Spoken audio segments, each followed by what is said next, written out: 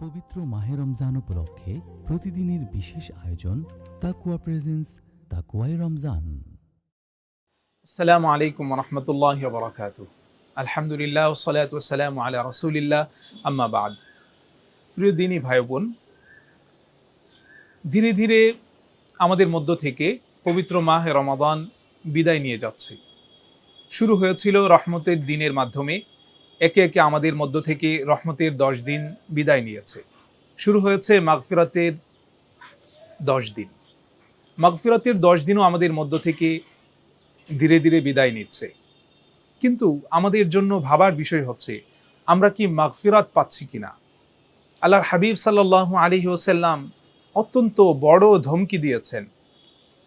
এক হাদিসের মধ্যে এসেছে যে একদিন আল্লাহর হাবিব সাল্লাল্লাহু আলাইহি ওয়াসাল্লাম মিম্বারে আরোহণ করছেন এবং তিনি পড়ছেন আমিন। তখন সাহাবায়ে কেরাম জিজ্ঞেস করেছে, ইয়া রাসূলুল্লাহ, আপনি তো কোনোদিন এমন করেন না, তাহলে আজকে কেন মিম্বরে আরোহণ করলেন এক পা করে, এক সিঁড়ি করে, আর আপনি আমিন আমিন বললেন? তখন আল্লাহর হাবিব সাল্লাল্লাহু আলাইহি ওয়াসাল্লাম বলল যে জিবরাইল আমিন এসেছিল এবং তিনি দোয়া করেছেন। এর মধ্যে একটি দোয়াই করেছেন যে যে ব্যক্তি রমাদান পেল আর নিজের গুনাহগুলোকে ক্ষমা করাতে পারলো না, মাফ করাতে পারলো না, সে ব্যক্তি ধ্বংস হোক। আর তখন আমি বলেছি আমিন।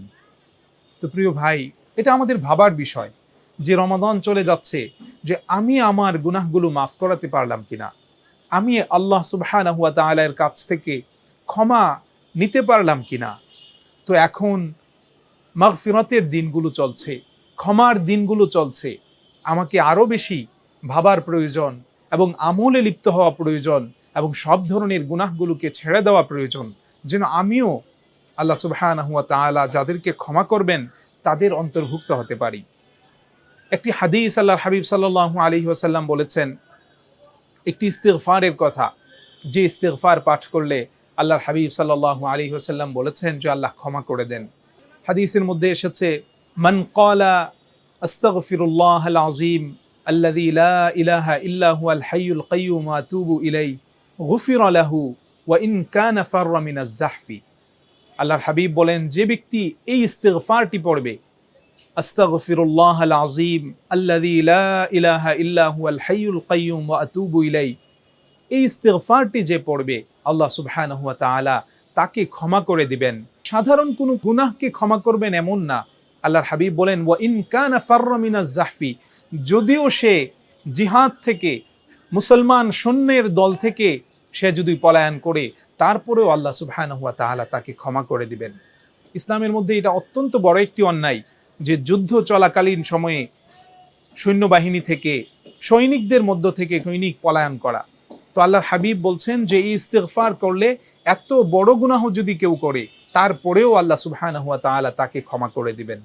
তো প্রিয় ভাই, আসুন আমরাও আমাদের গুনাহের কথা স্মরণ করে আল্লাহ সুবহানাহু ওয়া তাআলা এর কাছ থেকে মাগফিরাত লাভের আশায় আমরাও এই ইস্তিগফারটি পড়ি। আল্লাহ সুবহানাহু ওয়া তাআলা আমাদের সবাইকে মাগফিরাত লাভের তৌফিক দান করুন। আসসালামু আলাইকুম ওয়া রাহমাতুল্লাহি ওয়া বারাকাতুহু।